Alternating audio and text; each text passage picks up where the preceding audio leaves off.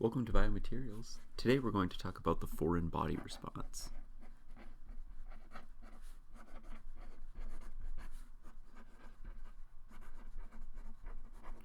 And this is basically what your body does when something foreign ends up inside of it.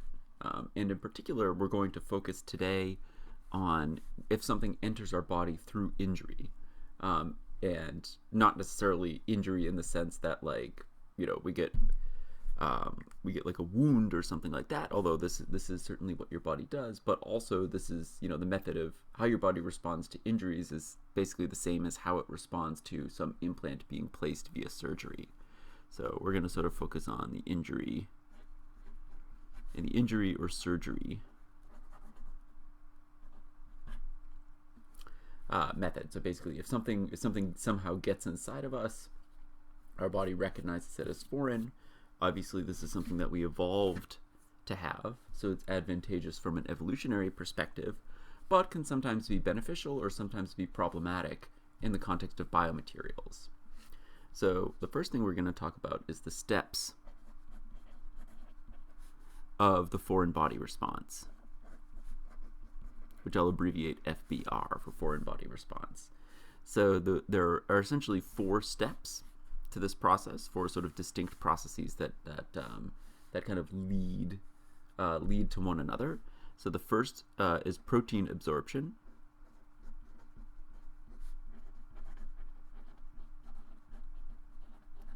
which we talked about in a previous lecture, and how different chemistries of different materials can promote or reduce the likelihood of protein absorption. But of course, the first step in the foreign body response, before anything can really happen, is protein sticks to that thing, that foreign thing that ends up in the body, and then that sort of leads to a whole cascade of other events. So the next event that would happen after protein adsorption is inflammation.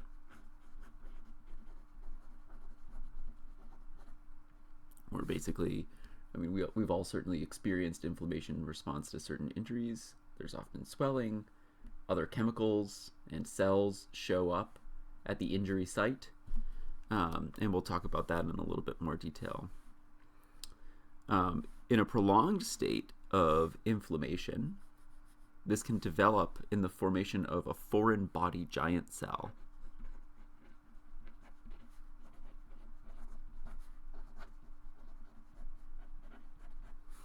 And this is essentially our body's sort of reaching a tipping point, realizing that it can't destroy whatever ended up inside of us. So its best strategy at that point is to wall it off and hope that if it's walled off, yes, it's still inside of us, but it's not going to do as much harm as it would as if it were still interacting with our body. And if this foreign body giant cell lasts around lasts around the foreign body for a long enough time, eventually that foreign body giant cell can progress to the formation of a fibrous capsule, which is basically a near permanent walling off of some implant.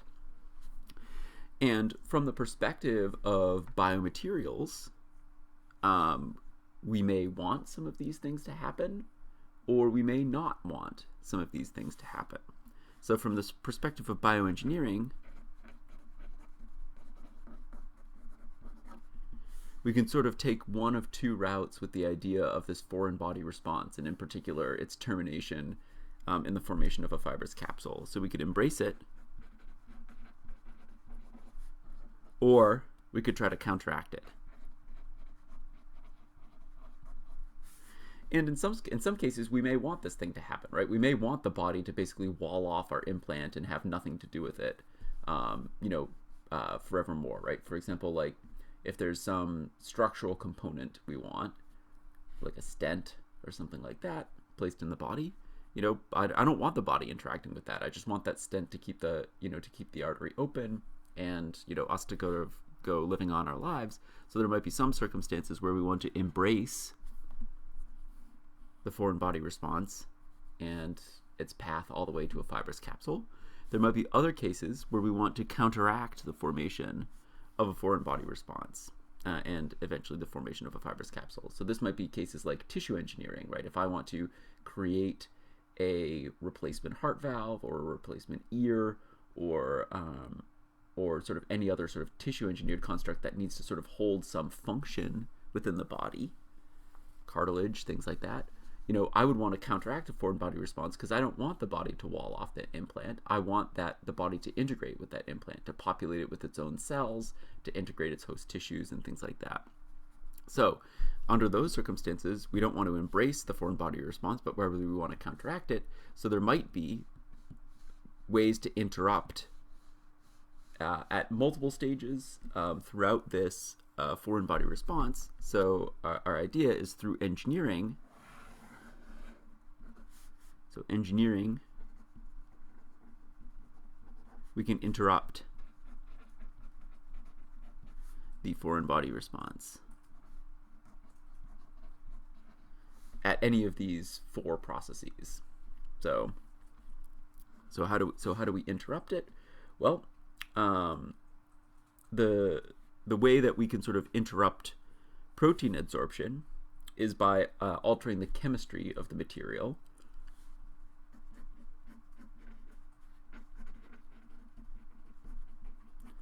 Of the material, and basically once we've altered the chemistry of the material, that affects protein adsorption, which also ultimately affects cell behavior. And we can sort of imagine there are sort of general rules that sort of generally would affect cell behavior, but we can also basically alter the chemistry of material to sort of look for or bind to specific molecules. So we can engineer things, and this is similar. This is in a similar vein to what we talked about in an earlier lecture, where we can have surfaces that have specific molecules on the surface, and we can bind or tether specific things using a detailed sort of linking chemistry process. We can also counteract, so we can counteract the foreign body response sort of almost before or as it even starts by changing what types of proteins and how much protein adsorbs to the surface. Of course, we can try to counteract the some of this is inevitable. We can try to counteract the foreign body response at the next step of inflammation, which basically so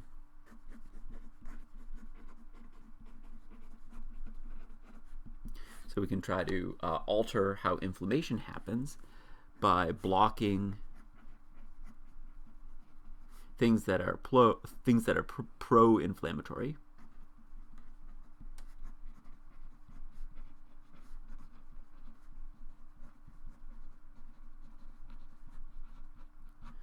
Or enhancing things that are anti-inflammatory.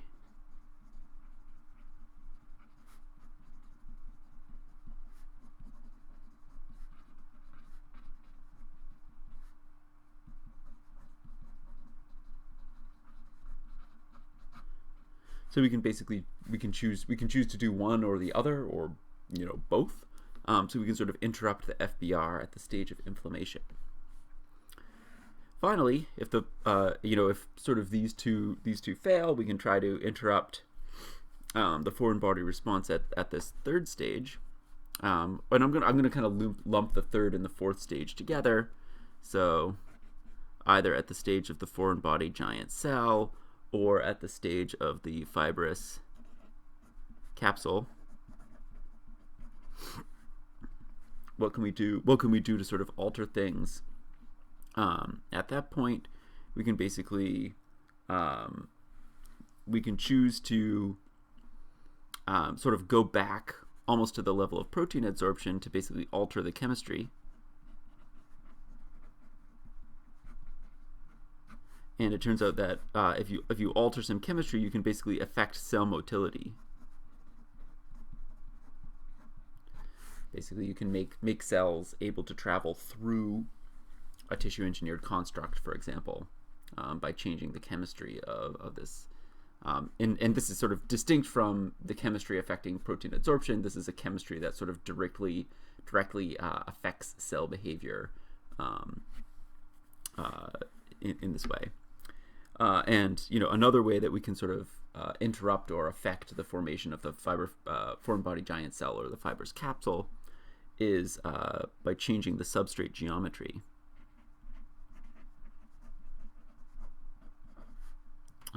And in particular, the geometry of the surface.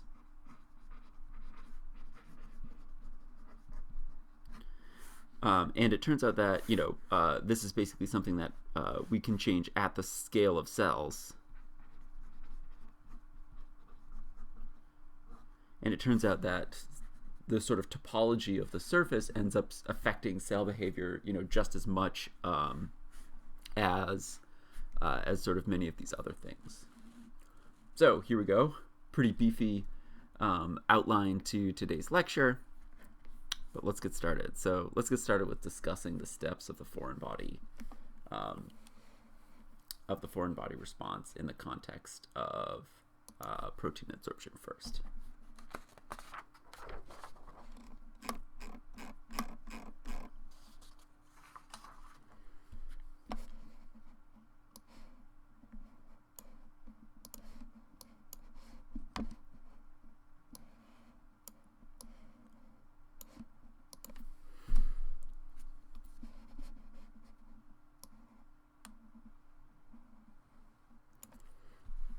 All right, so when some non-self material enters the body,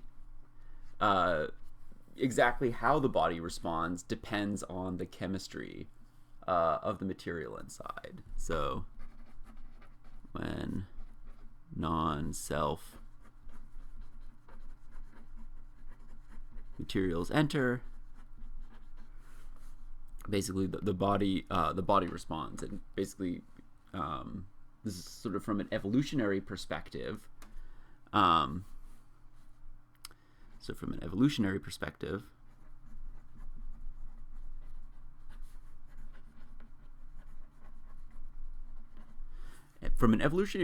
anything that entered our body by way of injury ought not to be there, right? So from an evolutionary perspective, anything that entered via injury equals bad, right? So so it turns out that there's this like they've found skeletal remains of prehistoric humans with like arrowheads lodged in inside of their bones, and they've from the structure of the bones around it discovered that even though an arrowhead was sort of lodged in this ancient humans in between this ancient humans vertebrae, the vertebrae had basically fused and a fibrous capsule had formed around an arrowhead. So it had our human bodies not, for example, evolved to wall off arrowheads that had entered our bodies, then that person would have almost inevitably died from pathogens that were carried into the body on the surface of that arrowhead. So basically, what happens? Arrowhead enters the body. This is unequivocally bad. From anything prior to, let's say, the 20th century. Anything that entered the body via injury was bad. So our bodies, our ancestors evolved the ability to basically say, hey, let's wall this stuff off. So the first step, so basically anything that entered our bodies is bad. Let's wall it all off. So so this is so from the perspective of engineering, this is what we're up against, right? We're up against bodies that sort of evolved a nearly bulletproof method of blocking off anything that came inside of them. So from the perspective of protein, back to our outline, the first step in this foreign body response, right, which is critical to our species survival, the first step in this foreign body response is protein adsorption.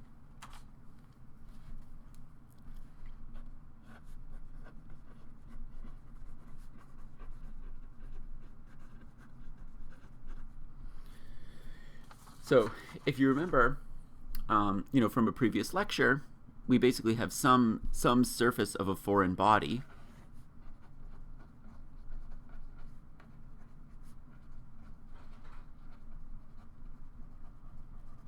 and the surface of this foreign body is, oftentimes made of something that is not super duper hydrophilic, right? So, very rarely do we encounter things that are incredibly hydrophilic that could make it through our body via injury. So oftentimes this is a mildly hydrophobic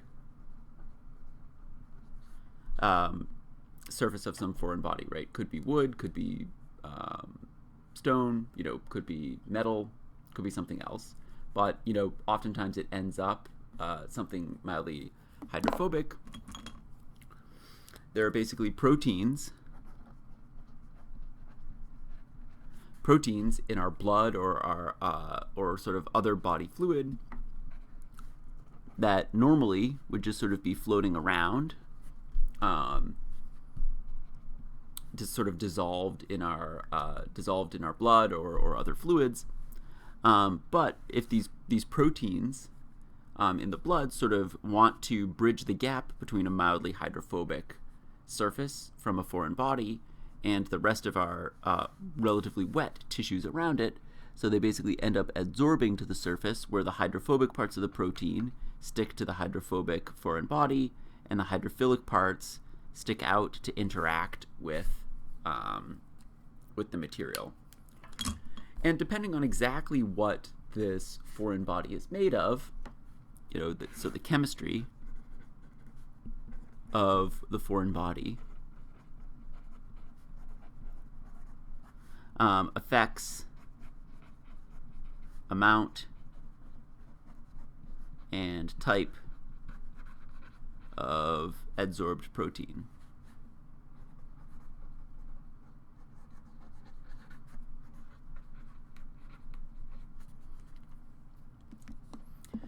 There are different types of proteins that could adsorb to that could adsorb to the surface. So let's sort of list some of them out.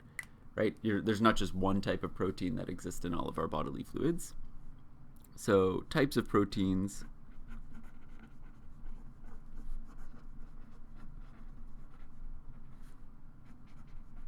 that can adsorb include the following: albumin,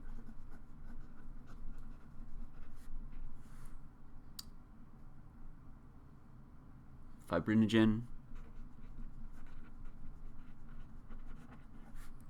fibronectin,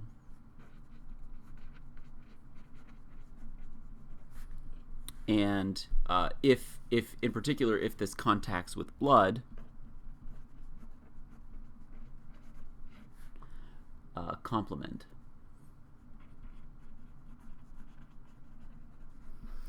And exactly what role each of these proteins play in the downstream biological processes is kind of beyond the scope of what I want to cover here. But if someone says, oh, albumin stuck to this device, or stuck to this implant, you could know that it's one of these proteins that's serving this function. And a particular complement is a tricky one, right? This is involved in blood clotting. And for example, like from a bioengineering perspective, this is like super bad for forming thromboses.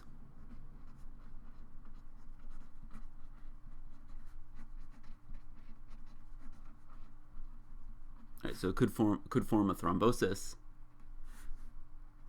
and the thromboses that form from from these, like, blood clotting is unequivocally good from the standpoint of not bleeding to death from an injury, but from the perspective of like a stent or a heart valve or something like that, the blood clots that form from this could be fatal. So we basically we want this response for injury. We don't want this response, for example, for like heart valves and stents. and those sorts of things. So, so sometimes we're looking to sort of prevent or disrupt the specific proteins, like this set of specific proteins that can adsorb.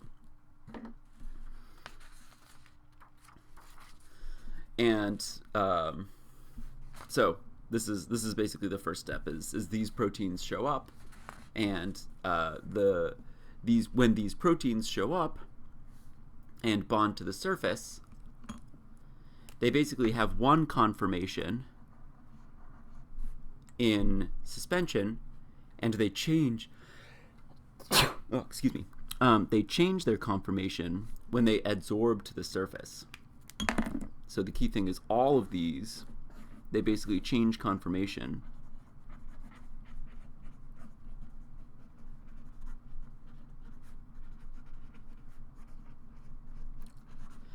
their conformation when they bind to the surface, and after changing the conformation, the change in conformation basically exposes different parts of the protein that didn't used to be exposed and tucks away parts of the protein that used to be exposed.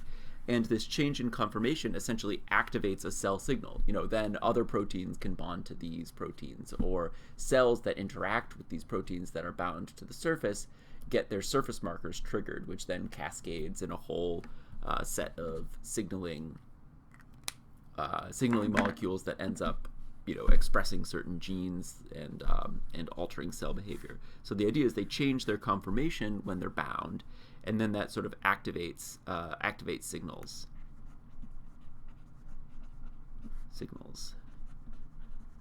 either from other proteins in suspension or proteins on the surfaces of cells. So what are some of the signals that get activated? Well, this is basically step number 2, which would be inflammation.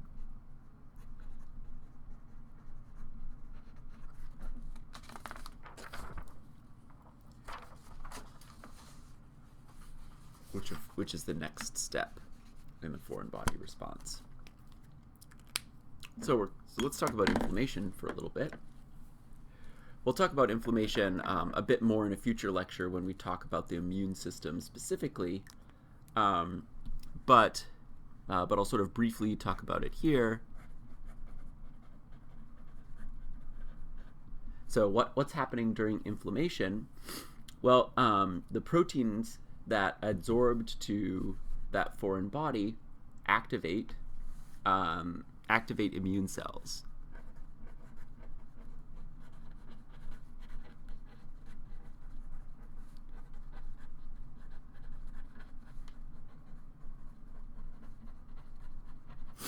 And the immune cells, and in particular the immune cells that get activated, we'll talk about this in a future lecture, but there's sort of the innate immune system and the adaptive immune system. I'm talking about the innate immune system now, the ones that sort of respond to kind of anything with kind of broad activity that can disrupt potential pathogens.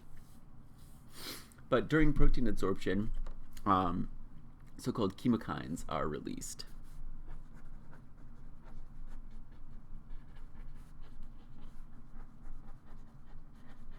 So these so-called chemokines are kind of the follow-up to these proteins that adsorb, and these chemokines that are released recruit macrophages. And after you're done watching this lecture, I highly recommend you search for this GIF or this short video online of a macrophage. This is a white blood cell that tries to gobble up pathogens. So there's this video online of this macrophage going along, and it's chasing down this bacterium, and eventually it gobbles it up, Pac-Man style. So these macrophages, basically, we evolved to have macrophages in our body that basically are designed to kind of engulf small pathogens. So what's the deal with these macrophages, right?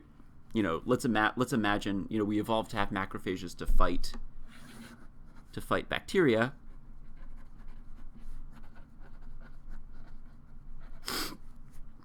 So let's say I have a bacterium.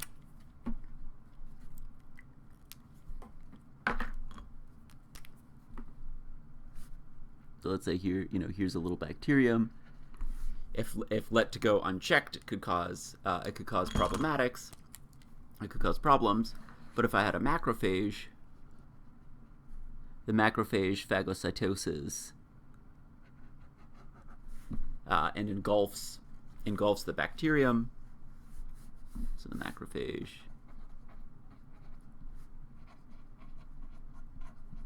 engulfs pathogens.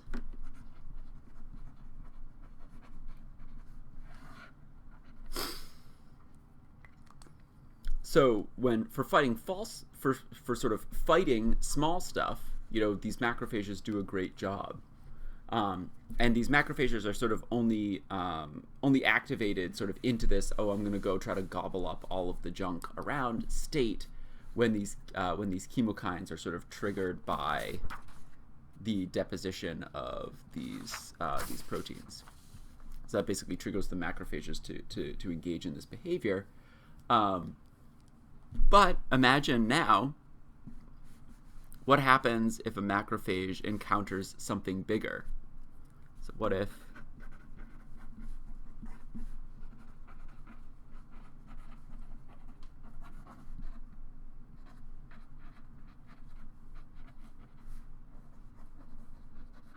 a larger foreign body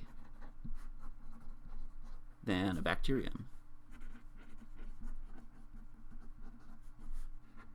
Right, so, then for example, like a pathogen, what if the macrophage encounters something bigger, something too big, right? So this is like, what if it's too big to gobble it up, right? Its eyes are bigger than its stomach, right? So imagine now, well, this takes us to the third stage of the foreign body response, which is a foreign body giant cell. So okay, so let's say there's some foreign body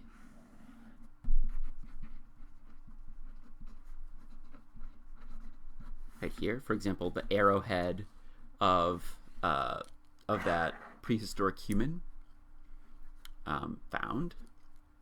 So some macrophage is recruited to the site by all the chemokines and all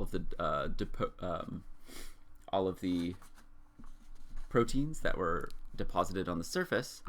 Well, it attempts to engulf the foreign body, just as it would one of these pathogens, but of course it's too small to try to engulf the whole thing, and of course it's not the only one that shows up to the site. So lots of its neighbors also show up. So we basically get a ton of macrophages.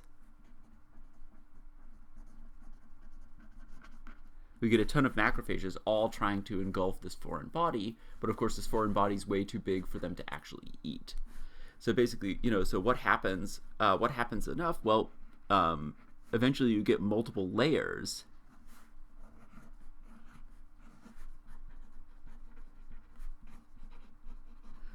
form of these macrophages all trying to engulf this foreign body, and of course they fail, right? This foreign body is way too big for them to engulf, but eventually the layers form and merge into a single giant cell, hence the foreign body giant cell. So if there's a foreign body, eventually these macrophages dogpile on top of the foreign body, eventually encasing it entirely in a single merged cell.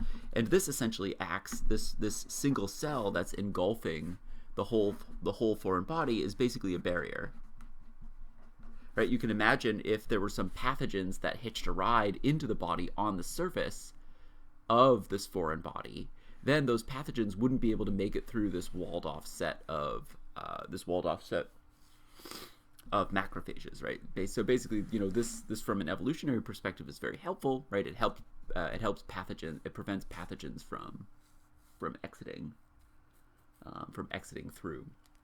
So good from the perspective of keeping us safe, bad from the perspective of having implants that need to interact with the body in some way, because you can imagine once this chunk of cells is formed, now all of a sudden, if we wanted some functional implant like the tip of an electrode or a glucose sensor for an implanted sensor for diabetics or something like that, eventually if the body walls this thing off, then it can't serve its function.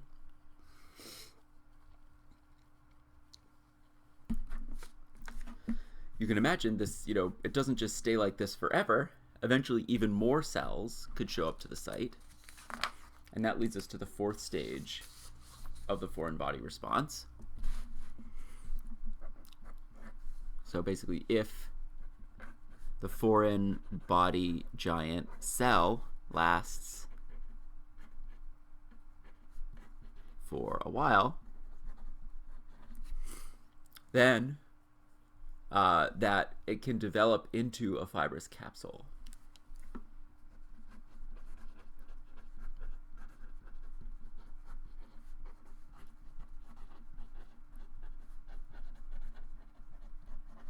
So imagine here,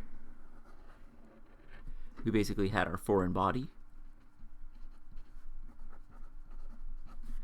We basically had our foreign body giant cell, which is actually many cells merged together. Our foreign body giant cell around here. But of course, they're not the only cells that are basically going to respond to this thing in here. These foreign body giant cells, there's a whole bunch of inflammation going on right here. And for anyone who's ever suffered an injury, those injuries can oftentimes form scars after they're happened. And those scars can there are many factors that go into scar formation, but one of them is sort of chronic inflammation at a particular site. A mechanism related to scar formation is the deposition of a fibrous capsule around it. So the foreign body giant cell basically recruits a whole bunch of other cells to just create a ton of very dense, mostly collagenous tissue around the foreign body. So there's basically dense, mostly collagen,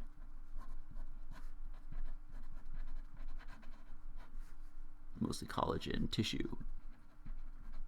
And this is yet an additional barrier to sort of nothing going into or out of this foreign body. So this is basically more protection from any pathogens that could have hitched a ride on the inside trying to make their way out of that. So from an evolutionary perspective, this is the end of the road for anything that could have made it in here. So this is what happens. And So now let's see, where at various stages in this process could we counteract it? That's something we'll talk about in just a moment. But, under what circumstances might it be okay? Might this foreign body response, when might it be fine for this foreign body response to have happened? So, when to embrace? Well, I would say it's okay to embrace it under the circumstances when, and again, this is like a matter of opinion to some extent, but definitely for actual injuries.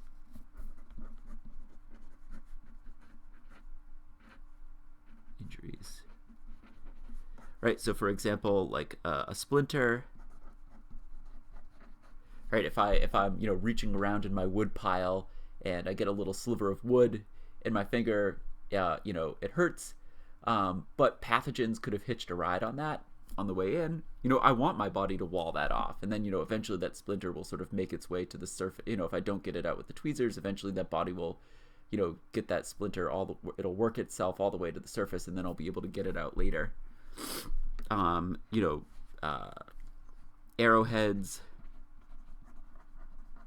Again, I hope none of you actually encounter this in your everyday lives, but, people who have veterans who fight in wars, things like that, there are certainly there are certainly things, that are intentionally designed to create injuries that, it's good that our bodies have a mechanism to fight against.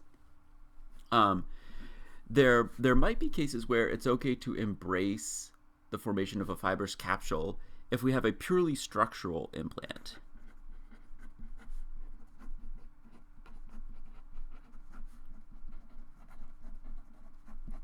So there are a few cases where we have these purely structural implants. For example, a stent, right? So if I plant this stent, to prop open someone's artery, I want the body to sort of form a fibrous capsule around it, and hopefully, if that fibrous capsule is stable enough, it's just that stent is just there, propping the artery open for however long it wants. Now, it turns out that sometimes the stents can sort of cause continued deformation, where basically the deposition of this collagen tissue can actually continue so much that it occludes the original artery. So this is called like restenosis. This is super problematic. But if a stent, we would hope that the fibrous capsule formation is, halts after a certain amount of time once it's completely enclosed, and the stent sort of serves its function from then on. There are also like mesh for pelvic floor repairs.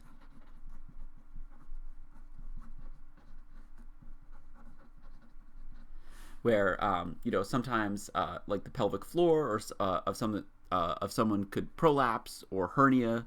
There are meshes used for hernias, where basically the intestines can kind of poke out through some of the abdominal wall. You basically put the organs back in place, but you need some structure to hold that abdominal wall or pelvic floor in place. So oftentimes what surgeons do is they basically implant this mesh, and that mesh basically holds all the tissue in place. And you basically want that mesh to sort of stay in there forever. So it's okay if the body forms this fibrous capsule around it, and just walls it off forever. That mesh is basically keeping the abdominal wall closed. Of course, similar to the stent, there can be problems with this too. The formation of a fibrous capsule, if this fibrous capsule is in contact with some adjacent organs, or intestines or something like that, then you can get like abdominal adhesions to this mesh. So instead of basically having just a fibrous capsule and the organs separate, it can fuse to the adjacent organs, and that can cause problems. So again, we'll talk to this later, but hopefully, under many circumstances, these meshes can basically get walled off. Nothing sticks to them that shouldn't stick to them, and the patients can sort of move on with their lives. So these are cases. Cases like these, it's fine. We don't need to necessarily always rule against, a foreign body response for a fibrous capsule. But for a lot of times, it's our goal as bioengineers to sort of counteract the formation of a fibrous capsule. So, for example, if we want to implant a sensor, or an electrode, or a tissue engineered construct, we're looking to counteract this process. So when to counteract?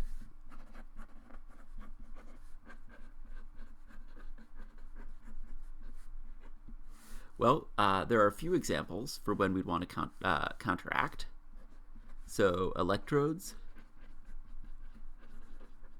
Right, so for example, if you're using those electrodes either for sensing or stimulating,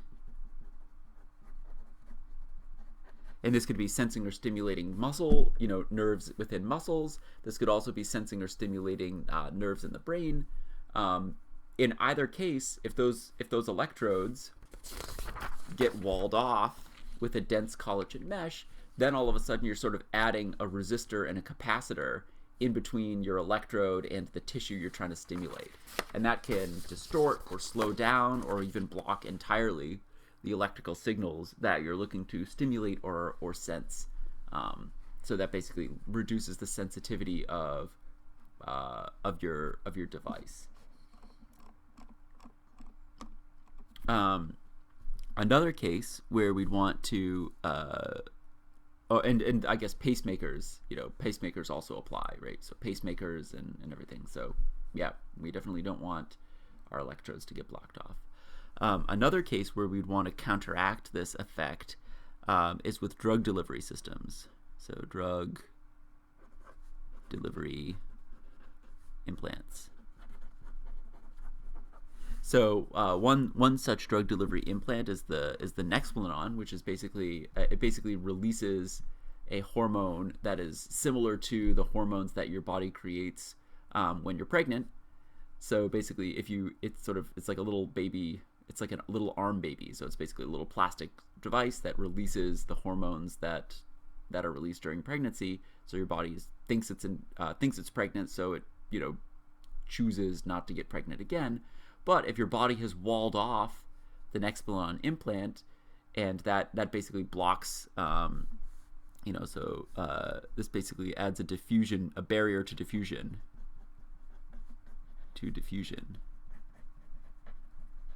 And that can be problematic. So this is basically a barrier to electrical current. This can be a barrier to diffusion. And that can be problematic as well. There are other cases when we want to counteract the fibrous capsule, and this can be for sensors, and in particular, like of the chemical variety. So, and this is also a barrier to diffusion as well. So, for example, there's been a lot of interest for people developing glucose sensors.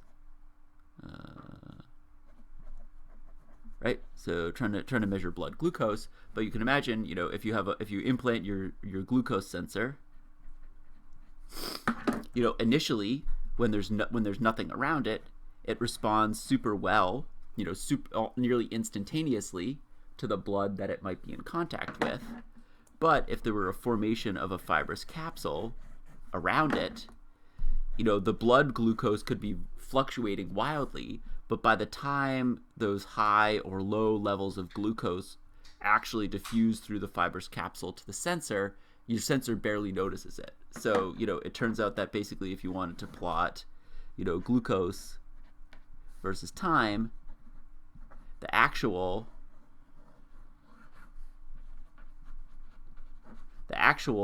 things that we see here might look something like this, whereas the sensor might get just these tiny little fluctuations, but it doesn't catch the highs and the lows of the actual blood glucose if it's blocked off.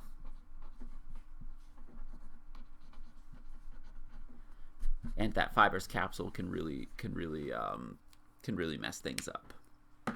So from this perspective, for sort of all of these types of devices, whether we want an effective electrode, an effective drug delivery implant, or an effective chemical sensor, for all those reasons, we would want to stop the formation of a fibrous capsule. So how do we actually do it, right? Well, through bioengineering, we can interrupt the formation of the fibrous capsule at these 3 or I guess 4 stages. So first, let's talk a little bit about the altered chemistry.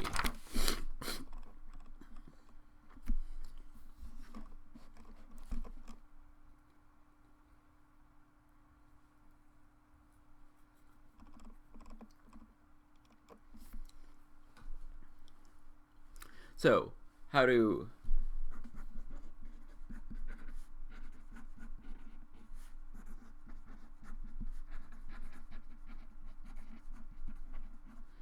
we alter protein adsorption? Well, if you sort of want to look broadly, you can basically reduce protein adsorption by choosing hydrophilic materials.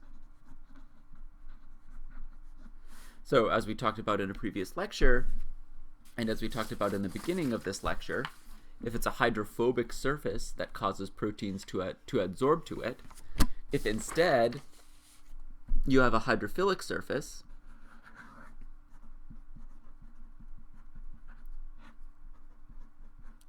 a hydrophilic surface that's going to be implanted, then it's no more advantageous.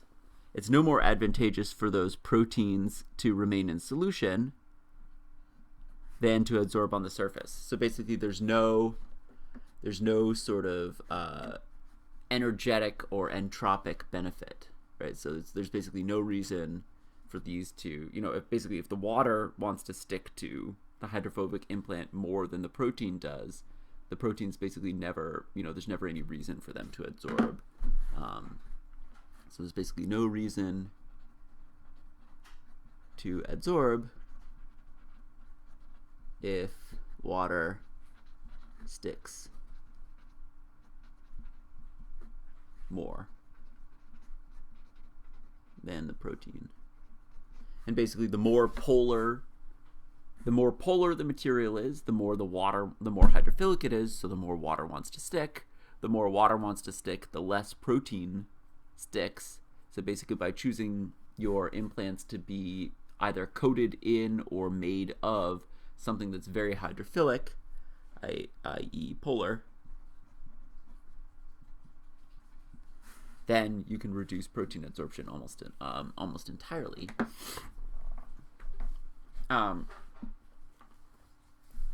Almost no matter what, you're probably going to have at least some protein absorption.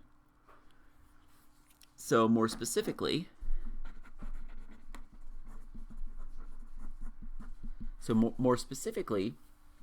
certain groups interact with certain proteins a little bit more. So COOH, or carboxylic acid, tends to interact with fibronectin and albumin.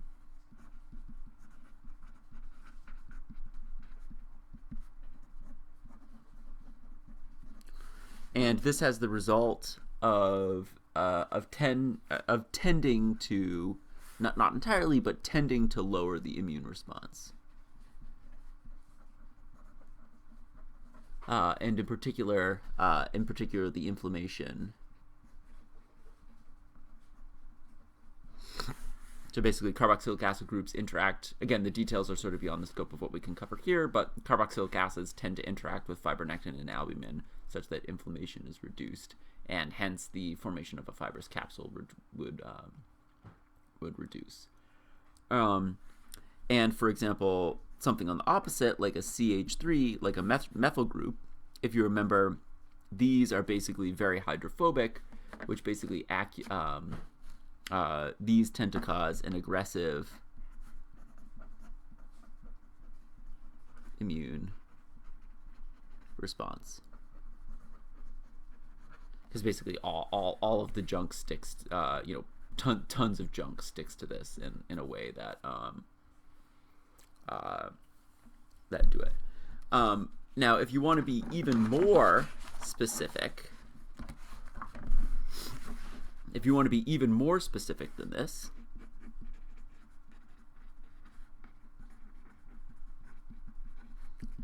there's been some work done where you could basically have your implant surface, and one thing that people like to do for creating an artificial cartilage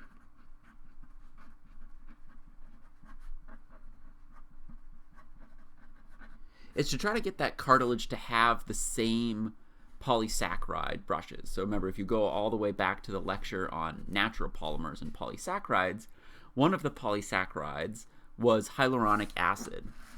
And hyaluronic acid basically creates this lubricating brush on the surface of our natural cartilage. Now, it turns out that it's really hard for us to make hyaluronic acid artificially, but it's not too hard to create a molecule that is very sticky to hyaluronic acid. So what you do is you cover your implant surface in this peptide sequence, so a short polypeptide. So a peptide or polypeptide that is sticky to hyaluronic acid?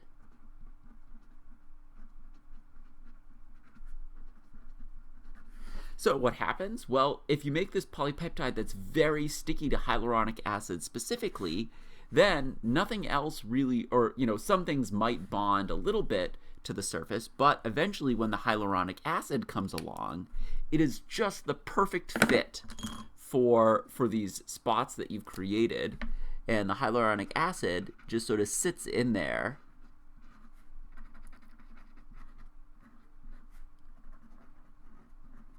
It just sits in these perfect spots that you've created, and now essentially you have a brush of hyaluronic acid, and this is basically essentially an artificial lubricate or a surface, an artificial cartilage that has a natural polysaccharide brush on it. And even though hyaluronic acid is degraded by our bodies, one of these hyaluronic acids is degraded, but the polypeptide is still there, so then the next batch of hyaluronic acid can get adsorbed to this surface and provide the function of the cartilage. So this brush of hyaluronic acid, it binds spontaneously to this surface and recreates the lubricating function in a purely artificial cartilage. So if you know what types of molecules you want to stick to the surface, you create the perfect sticky type of molecule for them through some sort of molecular design approach, and you can basically make it such that those molecules your surface is stickier to those molecules than anything else. So even if something does bind to the surface, it's going to eventually get displaced by the perfect fit for what you've put on the surface there, and then you can get your surface coated in whatever biomolecule you want. So broadly, you can reduce protein adsorption by choosing hydrophilic materials. More specifically, if you know some of this is inevitable, you can coat your things such that the right types of immune proteins, stick to it, avoiding the really bad ones, of course. But under some circumstances, you can be even more specific, create some functional group that's very sticky to your protein of interest, and then you get basically a bunch of that sticking, and that can actually serve a beneficial function rather than an adversarial one in terms of your immune response.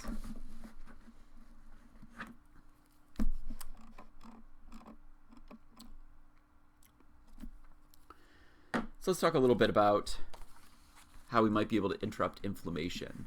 And it turns out that you can basically you can take this in sort of one of two ways, right? You can combat inflammation by blocking the things that are pro-inflammatory, or by enhancing the things that are anti-inflammatory. So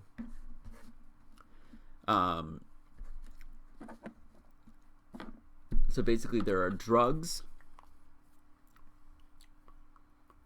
So we talked about macrophages showing up to the site. So let's talk about inflammation. And how we can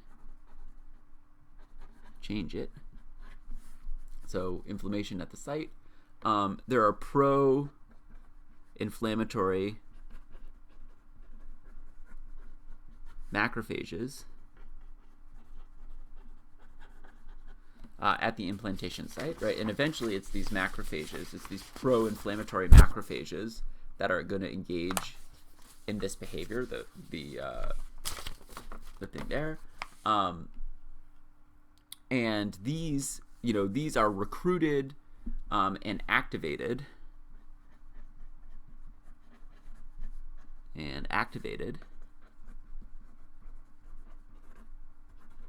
by specific molecules. So I'm just gonna list them out here. Again, I'm never gonna quiz you on what is this right here. But I'll just list them out. So if someone ever mentions them, you're like, oh, Landon talked about that in this class.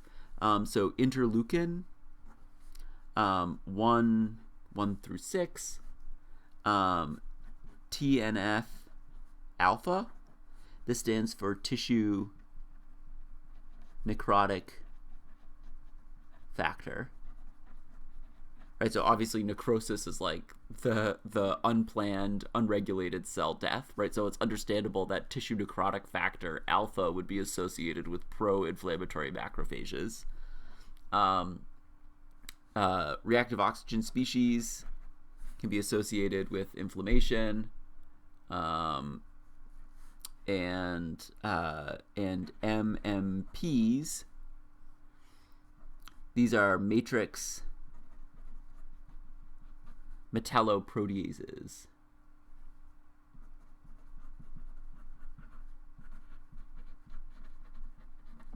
And basically these are things that break down extracellular matrix. And the breakdown of extracellular matrix basically aids in the process of macrophages going around and gobbling up all of the pathogens. So basically it's like they're wrecking house such that they can clean up the infection. Your body will go in later and build the tissue back up, but for now it needs to destroy things. So what's the deal here? Well, if you basically, you can take sort of one of two approaches here. You can add molecules that either bind and inactivate these things, right? So basically, if you inactivate all of these things that are associated with recruiting and activating the macrophages, if you destroy them, then the macrophages don't get activated. Or you can have things, you could add molecules that bind to the surface receptors on cells that would respond to these.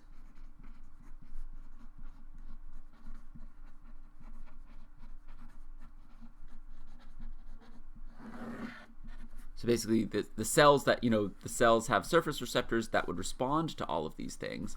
But if you add some molecule that binds to the surface receptor without activating it, so basically you have some, you have some surface receptor on a cell, you put in some molecule that binds to that surface receptor but doesn't activate the surface receptor in the same way that one of these would when they bind to the surface receptor, then the cell, it's like putting the blinders on the cell. The cell is now blind to all of these things present. So, all of these molecules might be floating around, but if none of them can activate the cell, then, well, it's almost as if there's not this pro-inflammatory signaling happening. So you can basically do one of those two things. You can sort of inactivate or destroy the signal, or you can inactivate or destroy the receiver of that signal. And in either case, the inflammatory response would be slowed down. The other choice that you can do is you can add anti-inflammatory signals, and this has a few. There are a few molecules that can do this. So one is called VEGF, and this stands for vascular endothelial growth factor. So it's basically saying this is molecule associated with like, hey, come on in and start growing healthy tissue again. This is one of those molecules, right? So you can basically say, hey, cells, it's time to start repairing stuff instead of it's time to start destroying everything. You can put in a molecule that steers cells in that direction. Another one is tissue or transforming growth factor beta, TGF beta, and again, there are a couple different flavors of TGF beta. This is sort of like this has like a ton of cells all respond to TGF beta in a whole bunch of different ways. So you can't just throw a bunch of TGF beta in there and really expect something specific to happen. But again, TGF beta is in many contexts associated with an anti-inflammatory signal, and then IL-10, sort of in contrast to IL-1 through 6, IL-10 is one that's actually anti-inflammatory. Again, the details of what exactly all of these IL things do is sort of beyond the scope of what we can cover here, but yeah, that's that. So so you can add anti-inflammatory signals or cells that make these. Right, so you can add the growth factors directly, or you can add cells that make these growth that make a bunch of these anti-inflammatory signals. So you can basically make cells that direct the macrophages to halt the process. So often these are stem cells that do these. So you add the right type of stem cells, and there are some therapies, some cell therapies that it's just inject a bunch of stem cells, and the stem cells sort of do everything they need to make the tissue start behaving right. And that's crazy. But even though some of all the details of this process are certainly I don't understand them, and a lot of them aren't even understood by the clinicians who use them, phenomenologically they work. So let's do them.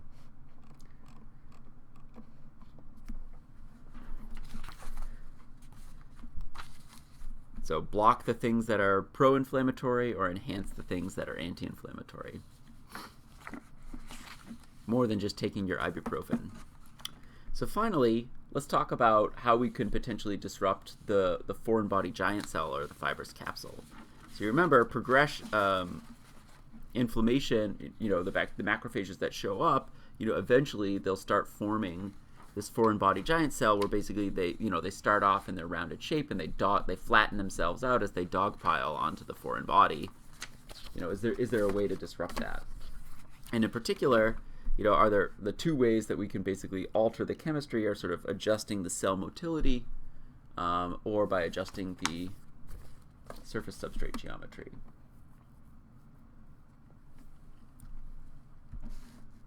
So how to disrupt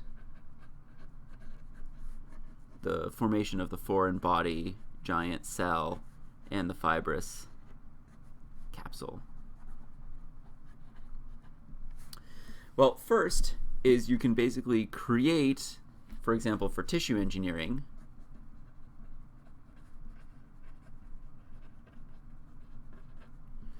you can alter the chemistry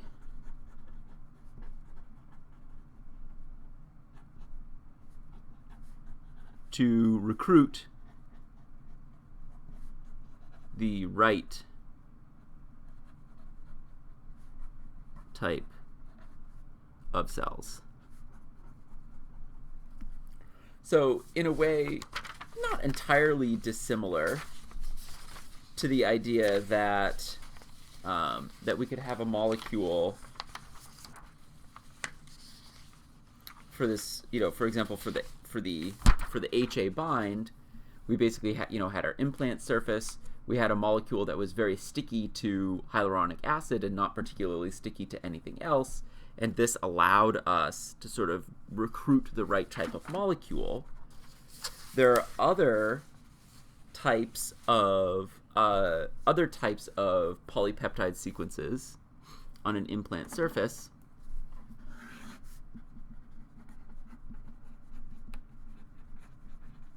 So we have our implant surface here.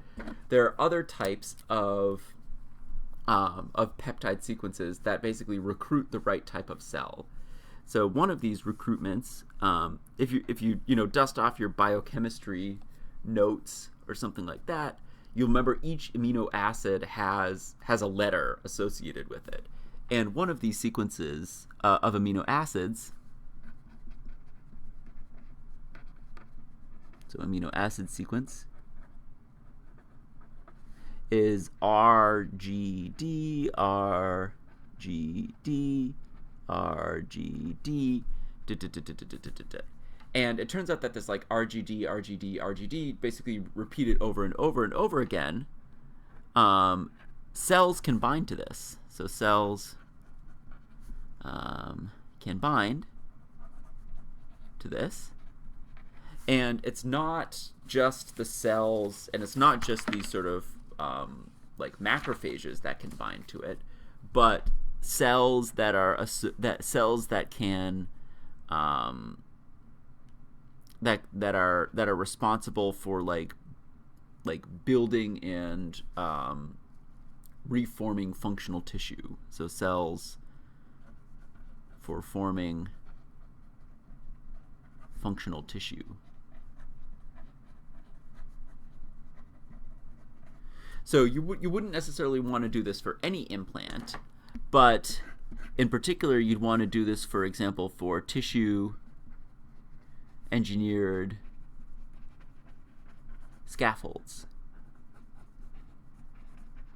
And basically, if you put this RGD, RGD, RGD sequence on a tissue engineered scaffold, and the right, and you want this to, for example, become like cartilage tissue or something like that, then cells that are associated with the formation of extracellular matrix and functional cartilage tissue can basically bind to this surface. And basically, if you make it easy for cartilage forming cells to bind to the surface, then if you have some porous scaffold of this material, then cartilage forming cells can basically bind to the surface,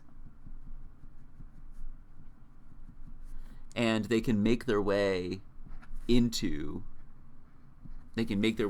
into the scaffold. You're basically making it easy for cartilage forming cells to move in, and then they can sort of take over the decellularized or acellular matrix, go in, make themselves at home, and start producing functional extracellular matrix within this matrix. And it can basically be as simple as having something for the cells to bind on. It can be as complicated as having a sequence of proteins that collects signaling molecules. So it can be sort of purely a kind of structural, kind of road network sort of thing, or it can be something that's actually associated with signals. Either way, you can recruit cells or direct cell fate with things that are bound to the surfaces of tissue engineered scaffolds. And basically, if you recruit the right cell type to come in and do the matrix, then this formation of the formation of a foreign body giant cell wouldn't occur in that case. The other thing is, if you don't necessarily want cells to come in and populate it and start, converting this to, functional, to sort of functional tissue like cartilage. Instead, an alternative is to alter the surface geometry.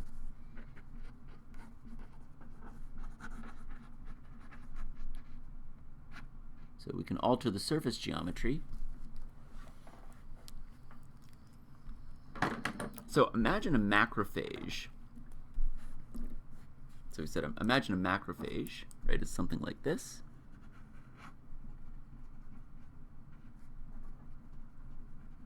Imagine I have a macrophage right here. And again, of course, you lack the knowledge to necessarily predict this beforehand, but what would be best for preventing the formation of a foreign body giant cell and a fibrous capsule? So what is best for reducing a foreign body giant cell? Really small pores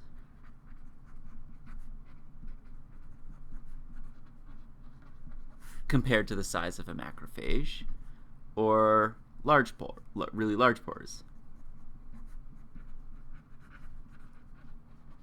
compared to the size of the macrophage. So take a moment now, pause and ponder, guess.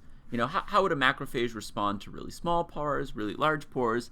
And I guess if you wanted, we can put in the middle medium pores. So how might a macrophage respond to each of these three pore sizes? And which pore size might be best for reducing the formation of a foreign body giant cell? Well, hopefully you've had a chance to think about it. Let's imagine what would happen if we had really small pores. So if we had really small pores,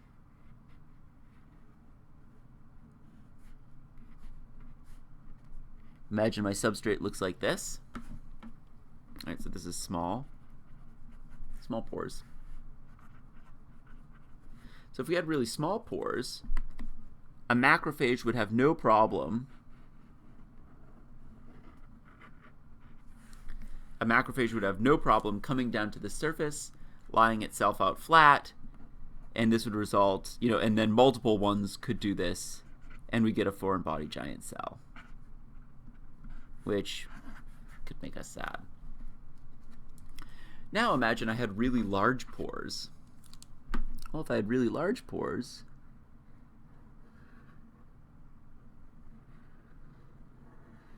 my surface might look like this. A macrophage comes along, and the macrophages can form, they can lay themselves all the way down on the surface right here, and this would also give us a foreign body giant cell, which makes us sad. So, can anything help us? Well, so this would be large pores. Well, it turns out that if you have medium pores that are just a little bigger, than a macrophage basically sits. A macrophage attempts to phagocytose this surface, but because the surface, the pore is just a little bit bigger than the macrophage, it can't spread out.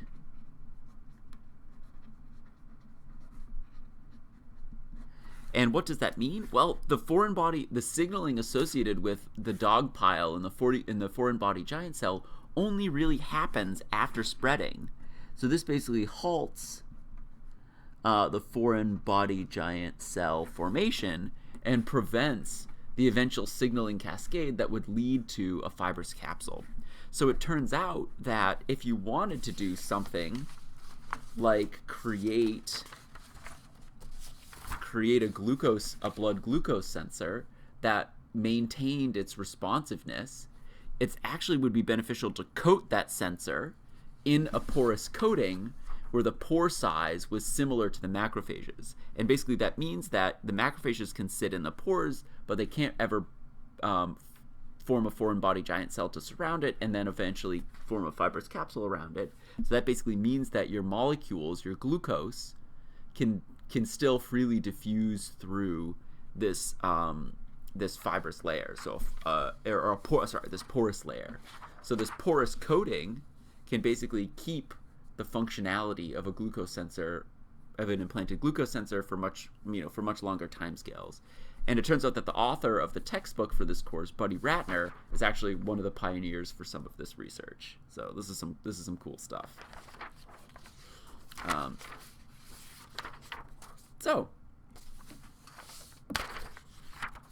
I'm not the only, and again, these aren't the only two ways with which you can disrupt this, right? There are tons of people working on, even more clever ways, right? Some, ways to sort of break down a fibrous capsule after it's formed, different ways of altering the chemistry to sort of recruit the right types of cells, scaffolds that degrade in certain ways to even if a fibrous capsule started to form, if the surface is degraded in such a way, then, capsules can be disrupted after that. But anyway, I digress.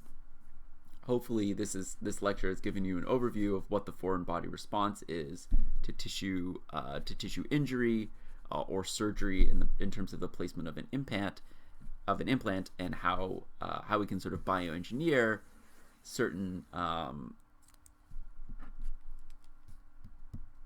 bioengineer solutions to disrupt the formation of a fibrous capsule or other steps along the way. So thanks again for listening, and good luck with your study of biomaterials.